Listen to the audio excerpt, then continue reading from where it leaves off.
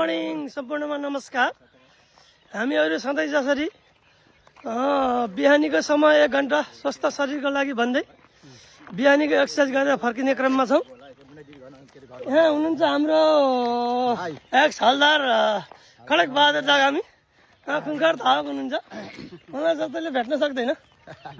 यहाँ हुनुहुन्छ हाम्रो an the most always handsome man, सधैँ 50 वर्ष काट्नुमा भर्खरको देखिनुहुन्छ। यहाँ हुनुहुन्छ हाम्रो एक्स हलदार मल्टी माइन्डेड म्यान नायक हलदार नरबहादुर बस्नेत फौज इन्डिया, हेरिदिनु न।